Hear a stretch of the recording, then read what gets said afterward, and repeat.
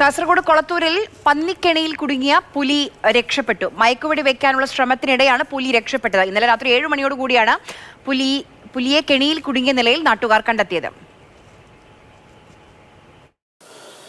ഇന്നലെ രാത്രി 7 മണിയോടുകൂടിയാണ് കാസർഗോഡ് കൊളത്തൂരിൽ തുരങ്കത്തിനകത്ത് വെച്ച പന്നിക്കെണിയിൽ പുലിയെ കുടുങ്ങിയ നിലയിൽ കണ്ടെത്തിയത്. ഉടനടി തന്നെ പ്രദേശവാസികൾ വനം വകുപ്പിൽ വിവരമറിയിച്ചു. പിന്നീട് RRT സംഘമടക്കം ഇവിടെ എത്തി, പോലീസ് സ്ഥലത്തെത്തി. പിന്നീട് ഏതെല്ലാം തരത്തിലാണ് ഇവിടെ ഒരു റെസ്ക്യൂ മിഷൻ നടത്താൻ കഴിയുക എന്ന തരത്തിലുള്ള പ്രാഥമികമായ ആലോചനകളൊക്കെ തന്നെ നടന്നു.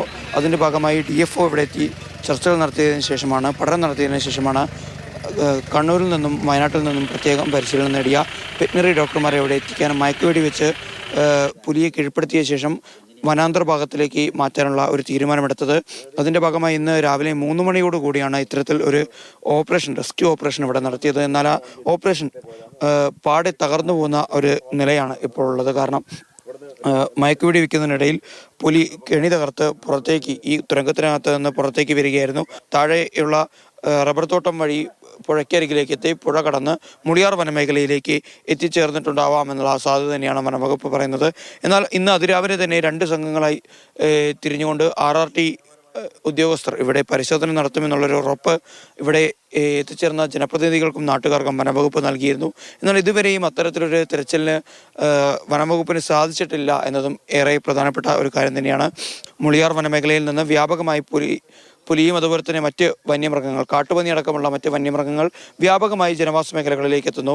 ഇവിടെ ചെങ്കൽ കോറികളിലടക്കം ജനങ്ങൾ നേരിട്ട് പുലിയെ കാണുന്ന അവസ്ഥയുണ്ടാകുന്നു. ഒരേ സമയത്ത് 2ഉം 3ഉം പുലികൾ പ്രത്യക്ഷപ്പെടുന്നു എന്നടക്കമുള്ള ജനങ്ങളുടെ ജീവിതത്തിന് പോലും വലിയ തോതിൽ വെല്ലുവിളിയാവുന്ന ഒരു അവസ്ഥയുണ്ടായിരുന്നു. ഇനി വനം വകുപ്പ് ഏതെല്ലാം തരത്തിലുള്ള ഒരു നീക്കമാണ് ഇവിടെ നടത്തുക എന്ന് തന്നെയാണ് നിർണായകമാകാൻ പോകുന്നത്. ഇപ്പോൾ MLA അടക്കമുള്ള അധികാരികളൊക്കെ തന്നെ ഇവിടെ എത്തിയിട്ടുണ്ട്. DFO ഞാൻ ഇന്നലെ രാത്രി സംസാരിച്ച് പറഞ്ഞത്, അതിന് ഉത്തരവാദപ്പെട്ട ഡോക്ടർമാരും ഉദ്യോഗസ്ഥന്മാരും ഉണ്ട്. അവർക്ക് മാത്രമേ ചെയ്യാൻ പറ്റൂ, ആർക്കെങ്കിലും ചെയ്യാൻ പറ്റില്ലല്ലോ. അപ്പോൾ അവരത് ചെയ്തു. അതിന് സമയമൊന്നും ഒരു പ്രശ്നമായിരിക്കില്ല, 3 മണിയൊന്നും ഒരു പ്രശ്നമല്ല, ചെയ്തു. ആ ഡോക്ടർ രക്ഷപ്പെട്ട ഭാഗ്യമാണ്, അദ്ദേഹത്തിൻ്റെ മുമ്പിലേക്ക് ചാടിയത്. അത് രക്ഷപ്പെട്ടതിന് ഒരു ഭാഗ്യമാണ്.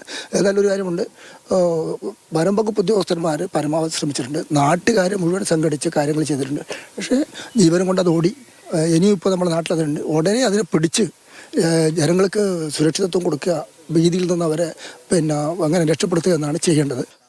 ആളുകൾ ജോലിക്കായി പോകുന്ന പാതയാണ്, കുട്ടികൾ സ്കൂളിലേക്ക് പോകുന്ന പാതയാണ്. അതുകൊണ്ട് തന്നെ എത്രയും പെട്ടെന്ന് തന്നെ ഈ ആശങ്ക തീർത്ത് ഒരു പരിഹാരം കണ്ടെത്തേണ്ടത് അധികാരികളുടെ ചുമതല തന്നെയാണ്.